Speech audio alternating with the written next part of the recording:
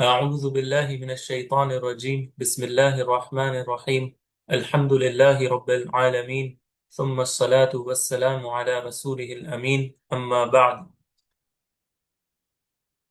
آج ہم جس موضوع کو ٹچ کرنے والے ہیں وہ ہے المعارف کا چھٹا ٹاپک یا اس کا سکسth ٹاپک. ابھی تک ہم نے معارف میں 5 ٹاپک کور کیے ہیں، جس میں سے پہلا الضمائر یا پروناؤنس، دوسرا العلم یا پراپر ناؤن، تیسرا اسم الاشارہ یا اسماء الاشارہ، چوتھا الاسماء الموصولہ جو ہمارا لاسٹ ٹاپک تھا. میں کچھ بھول رہا ہوں، رائٹ؟ ہم نے ابھی تک کیا کیا کیا ہے، پھر سے میں کہتا ہوں: الضمائر، العلم، اس کے بعد ہم نے کیا اسماء الاشارہ، اسم الموصول، اور ہم نے کیا کیا؟ یہ 4 کیے ہیں ہم نے یا 5 کیے ہیں؟ اسم الاشارہ بھی کر لیا ہے۔ ہاں، اسماء الاشارہ کیا تھا ہم نے. یعنی ہم نے کون کون سا کیا ہے؟ دیکھیں میرے بھی ذہن سے ایک کوئی تو ہے جو رہ رہا ہے، ذہن میں نہیں آ رہا. ابھی رک جائے، ٹھیک ہے، بس مجھے 1 منٹ دیں. ہم نے الضمائر کیا ہے. ہاں رائٹ، تو ہم نے ٹھیک ہی کیا، میں ٹھیک کہہ رہا تھا. یعنی ہم نے الضمائر کیا ہے، العلم کیا ہے، الاسماء الموصولہ کیا ہے، اسم الاشارہ کیا ہے، اور آج ہم جو کرنے والے ہیں وہ کیا ہے؟ الف لام للتعریف. الف لام للتعریف، ٹھیک ہے. تو الف لام للتعریف میں جس چیز کو ہمیں پڑھنا ہے اس کا پہلے میں آپ کو ایک بریف آئیڈیا دے دیتا ہوں. یعنی اس میں ہم کیا پڑھیں گے کہ الف لام للتعریف کیا ہے. دوسری چیز ہم اس میں کیا پڑھیں گے کہ اس کے اقسام کتنے ہیں. عام طور پر ہمارے یہاں جو الف لام کو ہر کوئی ایک ہی طریقے سے سمجھتا ہے، خاص کر جو بالکل بیسک اسٹوڈنٹ، بیسک لیول کے اسٹوڈنٹ ہوتے ہیں، ان کے لیے الف لام کا ایک ہی مطلب ہوتا ہے: ڈیفینیٹ آرٹیکل دا. یعنی وہ کسی بھی چیز کو اگر انگلش میں دا بنانا چاہتے ہیں، جیسے این ایپل کو دا ایپل بنانا ہے، تو وہ اس پر الف لام لگا دیں گے، اور ان کے لیے عام طور پر الف لام کا یہی کام ہے. لیکن آج ہم دیکھیں گے یا سیکھیں گے کہ الف لام کتنا وسیع معنی دیتا ہے، کتنے امپورٹنٹ معنی کو کور کرتا ہے، جس کی طرف ہم غور نہیں کرتے. ٹھیک ہے، تو یہ ہم کریں گے. اور پھر اگر ہمیں موقع ملا تو جو ہمارا چھٹا جو موضوع ہے معارف کا، وہ انشاءاللہ ہم کرنے کی کوشش کریں گے. تو یہ ہمارا آج کا ایجنڈا ہے انشاءاللہ. تو بسم اللہ کرتے ہیں، ٹھیک ہے. ابھی تک ہم نے جتنے بھی معارف دیکھے نا، جتنے بھی ہم نے معارف دیکھے جن کو آپ نکرہ کے بدل میں آپ کہہ سکتے ہو کہ معرفہ، جتنے بھی معرفہ ابھی تک ہم نے پڑھے، چاہے وہ ضمائر ہو، اسم موصول ہو، اسم الاشارہ ہو، العلم ہو، ان سب میں ایک چیز آپ نے نوٹس کی ہوگی کہ یہ بذات خود، بائی اٹ سیلف، یہ معرفہ تھے. یعنی ضمیر میں ہوا بائی اٹ سیلف معرفہ ہے نا. انا بائی اٹ سیلف معرفہ ہے، ہوا یا انتا بائی اٹ سیلف معرفہ ہے. اسم الاشارہ میں ہاذا بائی اٹ سیلف یعنی معرفہ ہے، یہ ورڈ بائی اٹ سیلف معرفہ ہے. اولئک بائی اٹ سیلف معرفہ ہے. اسم الموصولہ میں الذی بائی اٹ سیلف وہ لفظ معرفہ مانا جاتا ہے، التی معرفہ مانا جاتا ہے، الذین معرفہ مانا جاتا ہے. لیکن آج ہم جس ٹاپک کو کور کر رہے ہیں وہ ایک ٹول ہے. وہ کیا ہے؟ ایک ٹول ہے جس کے ذریعے سے کسی نکرہ لفظ کو کیا بنا دیا جاتا ہے؟ معرفہ بنا دیا جاتا ہے. ایک ٹول ہے، ایک انسٹرومنٹ ہے جس کے ذریعے سے ہم کسی نکرہ الفاظ کو، کسی کامن لفظ کو ہم کیا بنا دیتے ہیں؟ پراپر بنا دیتے ہیں. ٹھیک ہے. تو الف لام جو ہے یہ وہ ٹول ہے، حمزہ لام کہہ رہے ہیں یا پھر الف لام کہہ لیں، یہ وہ ٹول ہے کہ جس کو کسی نکرہ لفظ کے ساتھ جوڑ دیا جائے تو وہ کیا بن جاتا ہے؟ معرفہ بن جاتا ہے. کسی نکرہ اسم کے ساتھ اگر الف لام کو اس سے سجا دیا جائے یا اس کے ساتھ جوڑ دیا جائے تو وہ نکرہ سے کیا بن جاتا ہے؟ معرفہ بن جاتا ہے. جیسے رجل، رجل کوئی آدمی، رجل کوئی آدمی، آپ نے اس پر الف لام جوڑ دیا، یہ کیا بن گیا؟ کوئی ایک خاص آدمی. الرجل، الرجل ایک خاص آدمی. رجل کوئی آدمی، کوئی بھی آدمی ہو سکتا ہے.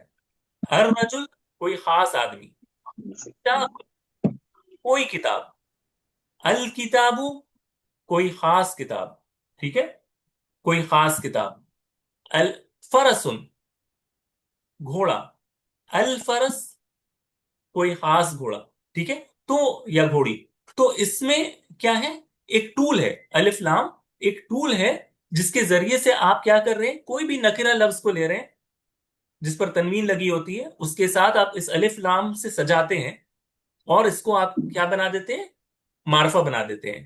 بنیادی کانسیپٹ یہی ہے. یہی ہم نے بیسک جو عربی گرامر ہے اس میں ہم نے یہی پڑھا ہے.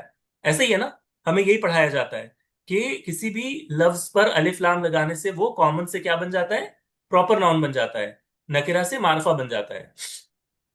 یہ جو ہم کر رہے ہیں الف لام کو جو لگا رہے ہیں، اسی کو عربی زبان میں المحلہ بھی ال کہتے ہیں. المحلہ یعنی سجایا ہوا. ٹھیک ہے، سجایا ہوا یعنی لفظ جو نکرہ تھا اس کو سجا دیا گیا ہے، اس کو پہنا دیا گیا ہے کیا، الف لام.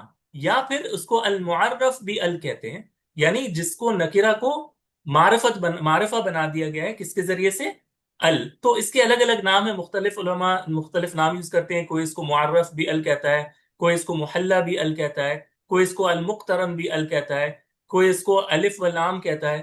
یعنی ہر نے الگ الگ نام چنا ہے. ہم اس اختلاف میں نہیں جا رہے، بس ایک دو نام آپ کے ذہن میں ہو تو بھی کافی ہے. یعنی آپ اس کو معرف بھی ال کہہ لیں، یا التعریف کہہ لیں، یا المحلہ بھی ال کہہ لیں، کوئی بھی نام اپنے ذہن میں رکھ لیں. لیکن بنیادی کانسیپٹ یہی ہے کہ یہ کیا ہے، ایک ایسا ٹول ہے کہ اگر جس نکرہ لفظ پر آ جائے وہ اس کو کیا بنا دیتا ہے، معرفہ بنا دیتا ہے. صحیح سمجھ میں آ گیا آپ لوگوں کو؟ جی سر الحمدللہ. اب ایک چیز بنا اختلاف کے، یعنی ایڈوانس کتابوں میں بڑے اختلافات اور یہ ساری چیزیں، یہاں پر ہم اختلاف اتنا ڈسکس نہیں کریں گے. سمپل آپ کو یہ یاد رکھنا ہے کہ الف اور لام، یعنی یہ جو ال ہے نا، یہ جو ال آپ دیکھ رہے ہو، اگر میرے اسکرین پر آپ کو دکھے، یہ جو الف لام ہم شروع میں لگاتے ہیں، الرجل، الکتاب، یہ دونوں حرف ملا کر آپ کو اکٹھے سمجھنا ہے. یعنی یہ دونوں مل کر ٹول ہیں. الف اور لام اکٹھے ٹول ہیں. یہ نہیں کہ صرف لام ٹول ہے یا صرف الف ہے وہ معرفہ کر رہا ہے. نہیں، الف اور لام دونوں مل کر معرفہ دیتے ہیں. یہ اپنے ذہن میں آپ رکھیے، یہی بات زیادہ درست ہے. ٹھیک ہے، اسی طرح اس الف لام میں جو آپ کو اس بات یاد رکھنی ہے کہ اس الف لام میں یہ جو حمزہ ہے، اگر تھوڑا چھوٹا دکھ رہا ہے تو میں اس کو اور بڑا کر دیتا ہوں. الف لام میں یہ جو حمزہ ہے، یا جس کو ہم الف لام کہہ کر اگر ہم حمزہ کہیں، یہ حمزہ اوریجنلی حمزۃ القطع تھا. یعنی اس کو جب آپ اکیلے پڑھیں تو آپ کیا پڑھتے ہیں، ال. یعنی اس حمزہ کو پروناؤنس کرتے ہیں فتحہ کے ساتھ، ال. لیکن کثرت استعمال کی وجہ سے عربوں نے کیا کیا، اس کو حمزۃ الوصلیہ بنا دیا، اس کو وصل کر دیا. یعنی اب اس کو اگر کسی پچھلے حرف سے جوڑتے ہوئے، اگر آپ متحرک لفظ سے جوڑتے ہوئے آئیں تو اس حمزہ کو وہ یعنی اس کو ڈراپ کر دیتے ہیں، اس کو نہیں پڑھتے. یعنی اتنا زیادہ چونکہ ال استعمال ہوتا ہے نا، یعنی اگر ہر بار اگر بی ال، من ال، یعنی الگ الگ پڑھنا پڑے تو یہ بڑا مسئلہ ہوتا ہے. تو اس کو یعنی روانگی کے لیے، آسانی کے لیے کیا کیا گیا، اس حمزہ کو قطع، یعنی جس کو پروناؤنس کرنا پڑتا ہے، اس سے سوئچ کر کے کیا بنا دیا گیا، وصل کر دیا گیا. یعنی جب اس کو ملا کر پڑھیں تو اس حمزہ کو آپ ڈراپ کر سکتے ہیں روانی کے لیے، تاکہ آپ کو روکنا نہ پڑے. کیونکہ ال کا استعمال بہت ہوتا ہے عربی زبان میں معرفہ کے لیے، رائٹ. تو یہ آپ کو ذہن میں رکھنا ہے. کیا نمبر ایک، الف لام دونوں ادات التعریف ہے. ادات التعریف یعنی ٹول آف میکنگ سم نکرہ ورڈ معرفہ. اور دوسری بات آپ کو یاد رکھنی ہے کہ حمزہ کیا ہے، اس کا حمزہ وصل ہے، اوریجنلی قطع تھا. ٹھیک ہے، لیکن اب یہ اس کا حمزہ وصلیہ ہے. کلیئر؟ یہ دو بیسک بات ہے، اس پر ہم زیادہ ٹائم نہیں اسپینڈ کریں گے انشاءاللہ. ٹھیک ہے، یہ کوئی ایسی بڑی بات نہیں ہے. اکثر آپ لوگوں میں سے یہ چیز قرآن پڑھتے ہوئے بھی آپ نے نوٹ کیا ہوگا کہ الف لام کو ملا کر پڑھتے ہوئے ہم اس کے الف کو نہیں پڑھتے یا اس کے حمزہ کو نہیں پڑھتے، کیونکہ وہ وصلیہ ہوتا ہے. اب جو اہم چیز جس کی طرف ہمیں آنا ہے وہ یہ کہ ال کی اقسام کتنے ہیں. ال، اس کے اقسام کتنے ہیں، کتنے ٹائپس کے اقسام ہیں. تو ٹوٹل ہم اگر دیکھیں، اس کے دو بڑے کیٹیگریز ہیں. الف لام تعریف کے لیے جس کو استعمال کیا جاتا ہے، اس کے دو بڑے کیٹیگری ہیں. ایک عہدیہ ہے اور ایک جنسیہ ہے. یہ ہم سارے ایکسپلین کریں گے، لیکن اپنے ذہن میں दो टॉपिक आप रखें कि एक अहद के लिए और एक जिन्स के लिए, यानी अलिफ लाम एक अहद के लिए यूज होता है और जिन्स के लिए यूज होता है। अब ये अहद और जिन्स क्या है ये हम अभी आएंगे इंशाल्लाह, लेकिन दो बड़े कैटेगरीज अपने माइंड में आप रख लें, अहद और जिन्स। ठीक है, अहद। अब सबसे पहले हम अहद को समझेंगे, और ये मौजू बहुत आसान है, सिर्फ आपकी तवज्जो चाहिए, और एग्जाम्पल्स जो मैं आपको कुरान मजीद या हदीस से दिखाऊंगा उस पर आपने गौर करना है, इंशाल्लाह बिल्कुल आसानी से समझ में आ जाएगा।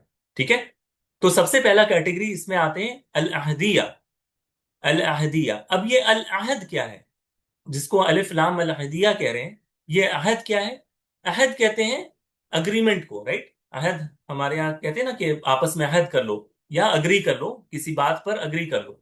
तो यहां पर अहद वो अग्रीमेंट है जो बात करने और सुनने वाले के दरमियान होता है, और दोनों के दरमियान कोई चीज मारूफ होती है, यानी उनको पता होता है कि किसके बारे में बात हो रही है। इसको अहद कहते हैं नहव की जुबान में। इसको क्या कहते हैं? अहद। यानी जो बात कर रहा है और जिससे बात की जा रही है, जो मेरी बात को सुन रहा है, दोनों के दरमियान कोई चीज पहले से ही तयशुदा है और उसको दोनों को पता है कि ये क्या चीज है। ठीक है, दोनों को पता है कि ये क्या चीज है, इसको कहते हैं अल अहदिया। ठीक है, यानी पहले से सुनने वाले के जहन में कोई ना कोई एक आइडिया उसके होता है, सुनने वाले के जहन में पहले से कोई ना कोई एक आइडिया होता है। मिसाल के तौर पर पहले मैं आपको एक एग्जांपल देता हूं। मिसाल के तौर पर मैं आपसे बात करता हूं, मैं कहता हूं जा अनी रजुल, जा अनी रजुल, मेरे पास कोई मर्द आया। जा अनी, मेरे पास कोई मर्द आया। तो अब मैं, आप आप जब ये सुनोगे तो आपको क्या पता है कि कौन सा मर्द आया है? क्या जब मैं बोल रहा हूं जा अनी रजुलुन, मेरे पास एक मर्द आया, क्या आपको पता है कि कौन सा मर्द आया है? नहीं नहीं, सर। नहीं सर। नहीं नहीं सर। क्योंकि ये नकिरा है, हमें आपको नहीं पता। लेकिन मिसाल के तौर पर अब हम उस मैं आपको यानी हम किसी मर्द की बात कर रहे हैं, पहले से ही हम आपस में किसी मर्द के मुतालिक किसी शख्स मोहम्मद के बारे में बात कर रहे हैं या बिलाल के बारे में बात कर रहे हैं। अब मैं कहता हूं वहाजर रजुल, वहाजर रजुल, वहाजर रजुल, और वो आदमी, तो फौरन आप समझ जाओगे कि बात मोहम्मद की हो रही है। यहां पर रजुल से मुराद कौन है? मोहम्मद है, क्योंकि हम उसी के कॉन्टेक्स्ट में बात कर रहे हैं ना। जब मैं कह रहा हूं हाजा रजुल, वो खास आदमी, हाजा हाजा रजुल, यानी वो आदमी, तो या ये आदमी, तो फौरन आपके जहन में आ जाएगा कि अच्छा बात किसकी हो रही है। तो यानी मेरे और आपके दरमियान पहले से ही एक एक आइडिया है कि किसके मुतालिक बात हो रही है, किस चीज के मुतालिक बात हो रही है। तो ऐसे अल्फाज को जिसको सुनने वाला और कहने वाला दोनों के बीच में एक अग्रीमेंट होती है, उस पर जब अल दाखिल होता है ना, उस पर जब अलिफ लाम दाखिल होता है, तो वो अल कहलाता है अहदिया। और इसके हम मिसाल से एग्जांपल समझेंगे इंशाल्लाह, तो वाजे होगी। ठीक है, इसके तीन टाइप्स हैं, अलिफ लाम अहदिया के तीन टाइप्स हैं। तो यूजली क्या होता है, कोई नकिरा लफ्ज होता है, लेकिन वो नकिरा लफ्ज को बाद में हम मारफा अलिफ लाम से कर देते हैं और सुनने वाला समझ जाता है कि वो किसकी बात हो रही है। अब देखिए एक मिसाल देखते हैं हम। ठीक है, सबसे पहला हम देखते हैं कि अलिफ लाम लिल अहद के लिए जो पहली कैटेगरी है जिसको आज जिक्री कहते हैं, उसको हम देखते हैं। ठीक है, ये मिसाल देखिए, इससे इंशाल्लाह मिसाल से एग्जाम्पल से क्लियर होगा। मैं कह रहा हूं गौरबनी, गौरबा, मारा, किसने मारा? रजुलुन, एक आदमी ने मारा मुझे, मुझे एक आदमी ने मारा। क्या आपको उस आदमी का पता है कि वो कौन है? नहीं। नहीं। नहीं सर। नहीं सर। फिर मैं उसके फौरन बैठ कह रहा हूं फदरबतु रजुल, तो मैंने उस आदमी को मारा। यानी उस आदमी ने एक किसी आदमी ने मुझे मारा, तो मैंने उस आदमी को मारा, तो मैंने उस आदमी को मारा। तो ये वाला जो रजुल है, ये आप क्या आइडेंटिफाई कर सकते हैं कि कौन है? जिसने मारा जिसने मारा। ने मुझे मारा था। तो यानी चूंकि मैंने इसका जिक्र पहले कर दिया था, हालांकि आपको नहीं पता है कि ये कौन है, ये नकिरा लफ्ज था, लेकिन मैंने इस पर अलिफ लाम दाखिल करके अपने बात को आगे बढ़ाते हुए उस सेम आदमी का चूंकि दोबारा जिक्र किया, अब आपको पता है कि ये कौन सा आदमी है। बात समझ में आ रही है? यानी کسی کا ذکر پہلے ہو اور پھر اسی کا ریفرنس میں الف لام سے دوں. یعنی کوئی نکرہ لفظ ہو جس کو پہلے ذکر کیا گیا ہو اور پھر میں اسی کو ریفرنس کروں الف لام کے ساتھ بتانے کے لیے کہ یہ وہی آدمی ہے یا وہی چیز ہے. اس کو کہتے ہیں العہد الذکری. یعنی دیکھیں العہد الذکری کیوں ہے؟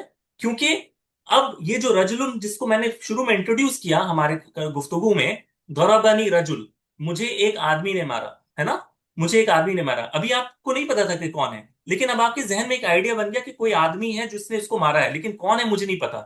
لیکن جب میں یہ کہتا ہوں کہ تو میں نے اس آدمی کو مارا، اب آپ کو پتا ہے کہ وہ یہ آدمی کون سا آدمی ہے جس کا ذکر میں نے پہلے کیا تھا. تو یہ کہلاتا ہے العہد الذکری. یعنی یہ جو رجل ہے جس پر الف لام میں داخل کر رہا ہوں، یہ میرے اور آپ کے درمیان طے شدہ ہے. یعنی آپ کو پتا ہے کہ میں کس کی بات کر رہا ہوں. جب میں الرجل کہہ رہا ہوں تو میں کس کی بات کر رہا ہوں؟ اس رجل کی بات کر رہا ہوں جس نے مجھے مارا تھا، رائٹ. تو یہ کہلاتا ہے العہد الذکری. قرآن مجید میں بھی یہ کافی استعمال ہوا ہے. دیکھیں آپ یہ آیت دیکھیں سورۃ المزمل کی، بعد اعوذ باللہ من الشیطان الرجیم، انا ارسلنا الیکم رسولا. اللہ سبحانہ تعالیٰ کہتے ہیں کہ بے شک ہم نے تمہاری طرف کوئی رسول بھیجا. کس کو بھیجا؟ کوئی رسول. شاہدن علیکم، جو تم پر گواہ تھا. کما، جس طرح، ارسلنا، جس طرح ہم نے بھیجا، الی فرعون، جس طرح ہم نے فرعون کی طرف کس کو بھیجا؟ کسی رسول کو بھیجا. یعنی اللہ تعالیٰ، آپ یہاں پر فوکس کریں، یعنی اللہ تعالیٰ کہہ رہے ہیں کہ ہم نے تمہاری طرف رسول بھیجا اسی طرح جس طرح فرعون کی طرف کوئی رسول بھیجا. اب وہ کوئی رسول ہے، یعنی نام نہیں لے رہے ہیں. آپ کو پتہ ہے نا کہ وہ کون ہے، موسیٰ علیہ السلام ہے، لیکن ہم دیکھ رہے ہیں کہ اللہ تعالیٰ وہ نام نہیں لے رہے، کہہ رہے ہیں کہ کوئی رسول بھیجا، یعنی وہ ابھی ان نون ہے. پھر اللہ تعالیٰ کہہ رہے ہیں فَعَصَى فِرْعَوْنَ الرَّسُولَ، تو فرعون نے نافرمانی کی، کس کی؟ اس رسول کی، اس رسول کی.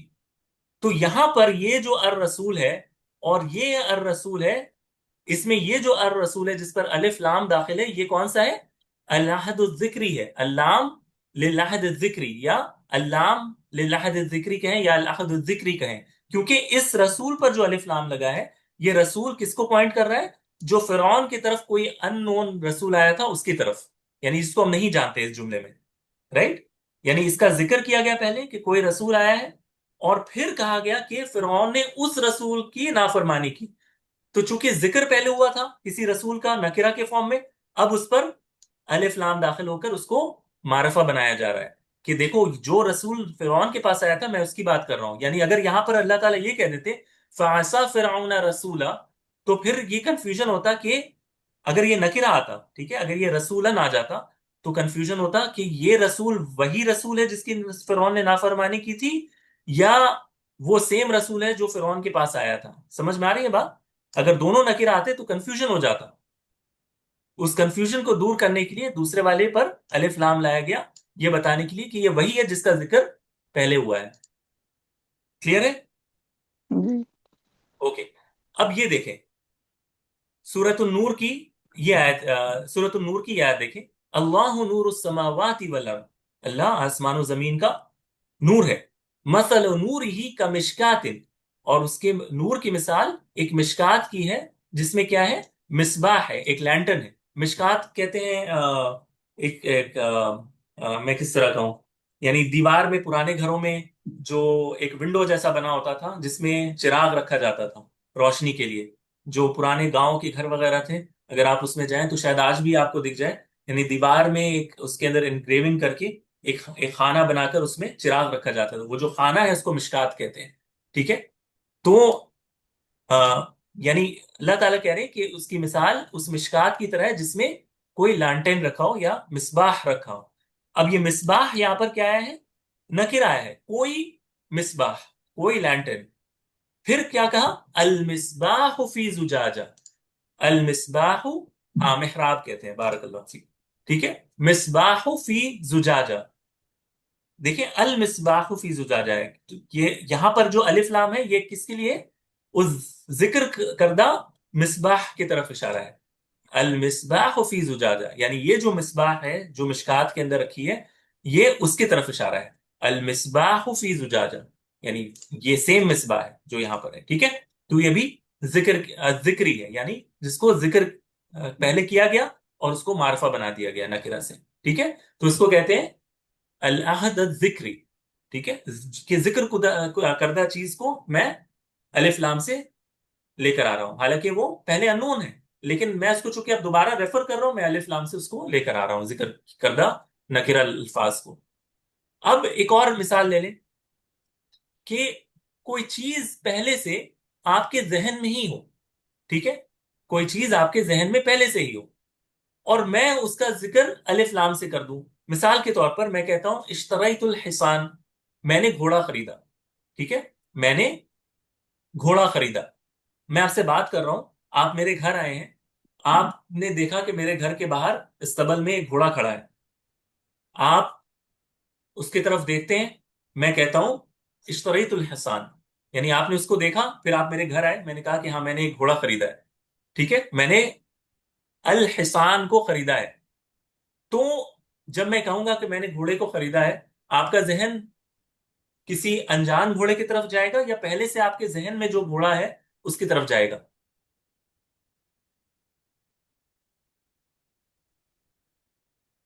اچھا، جو پہلے جو کا آپ نے ذکر دیکھا کیا ہے، ابھی آپ نے جس کا مشاہدہ کیا ہے، جو آپ سے ابھی جس کا جو ہے نا ذکر آپ نے باہر دیکھا، آپ نے اس کو مشاہدہ کیا، اس کی طرف فوراً جائے گا، رائٹ؟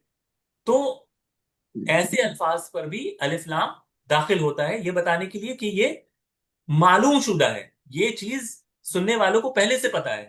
مجھے یہ نہیں کرنا ہے کہ پہلے اس کو نکرہ لانا ہوگا کہ اشتریت الحسان، میں نے کوئی گھوڑا خریدا ہے، اور پھر میں اس کو بتاؤں کہ یہ دیکھو الحسان جو ہے ایسا ہے۔ نہیں، مجھے یہ کرنے کی ضرورت نہیں ہے، سننے والے کو پہلے سے پتا ہے۔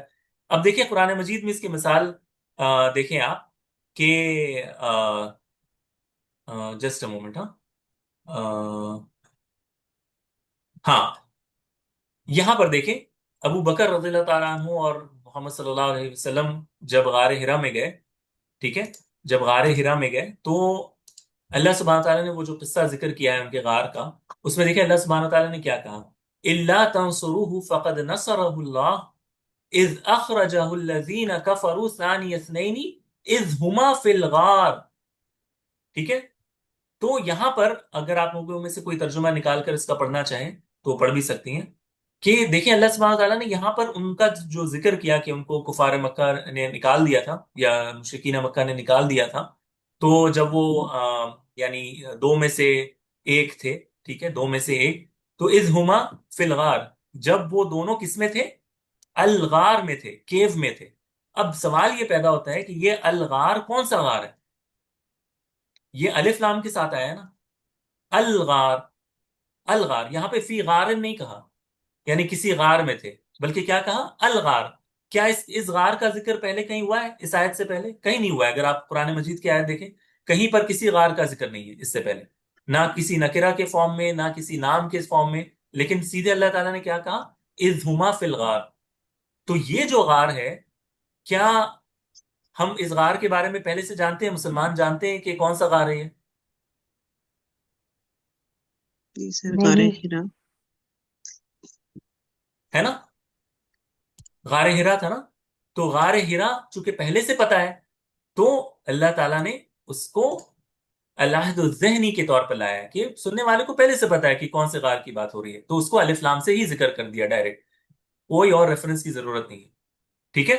اسی طرح آپ دیکھیں کہ بیعت رضوان جب ہوا تو اللہ تعالیٰ نے کیا کہا، ٹھیک ہے، بیعت رضوان کے موقع پر اللہ تعالیٰ، غار ہرا میں تو ہاں وہی میں سوچا تھا، غار سور ہے نا، غار سور میں ہوا تھا، غار ہرا میں تو وحی نزول ہوئی تھی، غار سور میں ہے، بارک اللہ فی، غار سور میں جو ہے وہ آ، جو ہے وہ آپ اور ابو بکر رضی اللہ تعالیٰ عنہ دونوں غار میں تھے، ٹھیک ہے، غار سور، بارک اللہ فی۔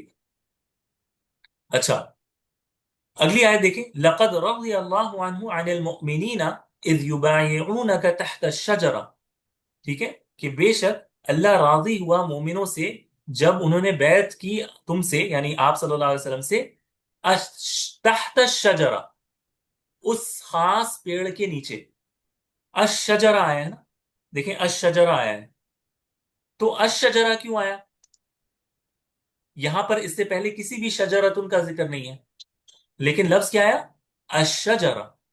تو یہ شجرہ مسلمانوں کو پہلے سے پتا ہے کہ کس درخت کے نیچے لوگوں نے نبی صلی اللہ علیہ وسلم سے بیعت کی تھی، تو اس وجہ سے اس کو، چونکہ یہ ذہن میں پہلے سے موجود ہے سننے والے کے، تو اللہ تعالیٰ نے اس کو الف لام سے ذکر کیا، الشجرہ، ٹھیک ہے؟ تو اس کو کہتے ہیں العہد الذہنی، جو چیز ذہن میں پہلے سے ہو، ٹھیک ہے؟ یہ میں آپ کو کیوں بتا رہا ہوں؟ کیونکہ آپ سوچ سکتے ہیں کہ یہاں پر الف لام سے شجرہ کیوں آیا، رائٹ؟ کوئی شجر کیوں نہیں کہا؟ تو یہ چونکہ سننے والے کے لیے پہلے سے معلوم شدہ ہے، تو یہ معروف ہے، یہ معرفہ ہے، ٹھیک ہے؟ اٹ از نون، تو اس کو الف لام سے ذکر کیا، ٹھیک ہے؟ تو یہ دوسری قسم تھی العہد، اللام للعہد کے لیے. ہم نے پہلا پڑھا العہد الذکری، جس کا ذکر ایک بار نکرہ کے فارم میں ہو اور پھر معرفہ کے فارم میں، اور دوسرا ہم نے پڑھا العہد الذہنی، کہ جو ذہن میں پہلے سے موجود ہو اور اس کو الف لام سے ذکر کیا گیا. اب تیسرا آ جاتا ہے العہد الحضوری. العہد الحضوری، العہد الحضوری بہت آسان ہے، جو چیز ہمارے سامنے بالکل موجود ہو، حاضر ہو، اس کی طرف کوئی اشارہ کر کے کہے کہ فلاں چیز یا فلاں شخص یا فلاں آدمی، تو فوراً ہمیں پتہ چل جاتا ہے کہ یہ کس کی بات ہو رہی ہے. اور عام طور پہ یہ اسم الاشارہ کے ساتھ کافی جو ہے وہ استعمال ہوتا ہے، ٹھیک ہے؟ تو اس کو کہتے ہیں العہد الحضوری. جیسے کوئی ایک سیکنڈ، ہاں، جیسے کوئی آپ سے کہے فاز هذا الغلام، آپ دیکھیں اس سینٹنس کو، فاز هذا الغلام، کامیاب ہو گیا یہ بچہ، کامیاب ہو گیا یہ بچہ. اب یہ جو بچہ ہے، یہ ہاذا میرے سامنے کھڑا ہے، میں اس کی طرف اشارہ کر کے کہہ رہا ہوں فازا، کامیاب ہو گیا، یا اس کو جو ہے سکسس مل گئی، یا فرسٹ پوزیشن آئی ہے، مثال کے طور پر هذا الغلام، هذا الغلام فازا، یعنی یہ بچہ کامیاب ہو گیا. اب یہ چونکہ میرے سامنے کھڑا ہے، تو میں اس کو ہاذا غلام نہیں کہوں گا، میں اس کو کیا کہوں گا؟ ہاذا الغلام. یعنی میرے اور سننے والے کے بیچ میں یہ طے شدہ ہے کہ یہی بچے کی بات ہو رہی ہے، ہاذا الغلام، فازا ہاذا الغلام، ٹھیک ہے؟ تو یہ العہد الحضوری ہے، یعنی سننے والے کے بالکل سامنے وہ چیز موجود ہوتی ہے، حاضر ہوتی ہے، اور عام طور پہ اس کو وہ محسوس بھی کر سکتا ہے، دیکھ بھی سکتا ہے، فیل کر سکتا ہے، اور اس کو اسم الاشارہ کے بعد عموماً لایا جاتا ہے. جیسے اللہ تعالیٰ کہتے ہیں ذالک الکتاب، ذالک الکتاب، سورہ بقرہ میں الف لام میم کے بعد ذالک الکتاب، یہ کتاب. اب یہ جو الکتاب ہے، یہ گویا کہ جس سے بات کی جا رہی ہے اس کو پتا ہے کہ یہ کون سی کتاب ہے، تو اس وجہ سے اس کو الف لام سے لایا گیا، ٹھیک ہے؟ تو یہ العہد الحضوری کہلاتا ہے. اسی طرح دن کے لیے، جیسے آج کا دن، میں کہوں کہ الیوم نسافر، میں آج کے دن سفر کروں گا، الیوم نسافر، میں آج کے دن سفر کرنے والا ہوں. تو الیوم یعنی آج کا دن، تو الیوم کو الف لام سے لکھا جاتا ہے. کیوں؟ کیونکہ یہ آج جس دن میں ہم ہیں اس کی طرف اشارہ ہے، یعنی سننے والے کو پتا ہے کہ یہ آج کا ہی دن ہے، الیوم. تو وہ آج کو بتانے کے لیے کہ یہ سننے والے کے ذہن میں پہلے، ذہن نہیں یعنی اس کے سامنے موجود ہے، وہ خود اس دن میں موجود ہے، اس دن میں حاضر ہے، تو اس وجہ سے اس کو الیوم لکھا جاتا ہے. یوم نہیں لکھا جاتا بلکہ الیوم لکھا جاتا ہے، یہ بتانے کے لیے یہ حاضر جو دن ہے، آج کا دن ہے، یہ اس کی طرف اشارہ ہے، یعنی آج کے دن میں سفر کرنے والا ہوں، تو اس کو الف لام سے لکھا جاتا ہے. تو یہ ہے العہد الحضوری، العہد الحضوری. العہد الحضوری کی مثال قرآن مجید سے مجھے نہیں ملی، لیکن یہ تین کیٹیگری آپ کو یاد رکھنی ہے. کس میں ہم نے کس میں پڑھا؟ العہد، العہد میں، اللام للعہد یا الف لام العہدیہ میں، یعنی پہلے سے جو چیز طے شدہ ہو کہنے والے اور سننے والے کے بیچ میں، اور کسی خاص چیز کی طرف اشارہ ہو رہا ہے نا اس میں. اگر آپ سب میں دیکھیں کوئی ایک خاص چیز، مثال کے طور پر العہد الذکری میں ہم نے دیکھا کہ رسول کی طرف اشارہ تھا، کسی خاص رسول کی طرف اشارہ تھا، ایک معین واحد شخص کی طرف اشارہ تھا، ہے نا، العہد الذکری میں، جس کا ذکر پہلے کر دیا جائے. اسی طرح ہم نے العہد الذہنی میں بھی دیکھا کہ الغار اور الشجرہ سے ایک خاص معین غار یا درخت مراد تھا، ہے نا. تو یہ بھی سب معین چیزوں کی طرف ہوتا ہے، بس انداز اس کو ریفر کرنے کا الگ ہے. کسی میں پہلے ذکر کر کے ریفر کیا جاتا ہے، کہیں پر ذہن میں ہوتا ہے، اور کہیں پر وہ خاص چیز ہمارے سامنے ہی موجود ہوتی ہے، حاضر ہوتی ہے، ٹھیک ہے؟ جیسے حاضل غلام، تو یہاں پر بھی الغلام یعنی خاص غلام، جو خاص غلام ہے، جو خاص بچہ ہے، وہ مراد ہے، ایک خاص بچہ، رائٹ؟ تو ہر میں ہم نے دیکھا کہ ایک معین شخص، ایک معین شے مراد ہوتا ہے الف لام سے. ایسا ہی دیکھا نا ہم نے؟ سارے آپ لوگ اگری کرتے ہیں کہ ایسا ہی ہے؟ جی سر. اوکے. جب آپ نے یہ دیکھ لیا تو اب ہم انشاءاللہ جس میں جانے والے ہیں، جس کو الف لام للجنسیہ کہتے ہیں، ٹھیک ہے، یا الجنسیہ. اس میں آپ یہ فرق محسوس کریں گے کہ اب ہم اس میں کسی خاص شخص یا خاص آبجیکٹ کی طرف ہم فوکس نہیں کر رہے، بلکہ اس پوری جنس ہماری مراد ہوتی ہے. یعنی کوئی معین شخص مراد نہیں ہوگا، بلکہ کوئی وہ پورا یعنی وہ نام کے اندر جو جو چیزیں آتی ہیں وہ ساری مراد ہوں گی. اسی کو کہتے ہیں اللام الجنسیہ، اللام للجنسیہ یا الف لام الجنسیہ. یعنی ایسا الف لام جو کسی نکرہ لفظ پر اس لیے آئے تاکہ اس سے اس کی جنس یا سپیشیز پتہ چلے. اور اس کو ہم انشاءاللہ جب مثال دیکھیں گے تو یہ واضح ہوگا انشاءاللہ تعالی. ٹھیک ہے، تو سب سے پہلے ہم داخل ہوتے ہیں جو اس کی پہلی کیٹیگری ہے. ٹھیک ہے، جو الف لام الجنسیہ کی پہلی کیٹیگری ہے، جسے ہم الاستغراق کہتے ہیں، الف لام للاستغراق. اب یہ جو ٹرمینالوجیز ہے اس سے آپ پریشان نہیں ہوئیے گا، آپ یہ دیکھیے گا کہ استعمال کس طرح ہو رہا ہے، اس سے آپ کو بات سمجھ میں آئے گی. استغراق کہتے ہیں احاطہ کر لینے کو، پوری طرح سمو لینے کو. ٹھیک ہے، تو یہ جو الف لام ہے، الاستغراق والا الف لام، یہ سارے جنس کا احاطہ کر لیتا ہے. یعنی جب میں کہتا ہوں الانسان، مثال کے طور پر الانسان، انسان کوئی بھی ایک انسان، الانسان. اب الانسان جو ہے اس سے سارے انسان مراد ہیں، کوئی خاص انسان کی بات نہیں ہو رہی ہے یہاں پہ، رائٹ؟ اگر میں کہتا ہوں کہ میں کہتا ہوں کہ خلق الانسان، خلق الانسان، انسان کو پیدا کیا گیا، تو الانسان جب میں کہتا ہوں تو میں اس سے مراد یہ نہیں ہوتی ہے کہ کسی ایک خاص انسان کو پیدا کیا گیا، بلکہ مراد کیا ہے؟ سارے انسان مراد ہے. تو الف لام کا جو ایک اور یوزج ہے وہ کیا ہے؟ اس ساری جنس کو کور کرنا ہوتا ہے. یہ نہیں کہ کسی خاص معین شخص کا، جیسے ہم نے دیکھا تھا الرجل، ہم نے دیکھا الغار، الشجرہ، تو یہ مراد اس سے کوئی خاص شجر یا خاص غار مراد یہ نہیں ہے، بلکہ کوئی خاص انسان مراد نہیں ہے، بلکہ سارے جو اس انسان کے انڈر جو بھی چیزیں آتی ہیں، جس پر بھی انسان کا نام فٹ ہوتا ہے، وہ سارے اس سے مراد ہوتے ہیں. اس کو کہتے ہیں للاستغراق.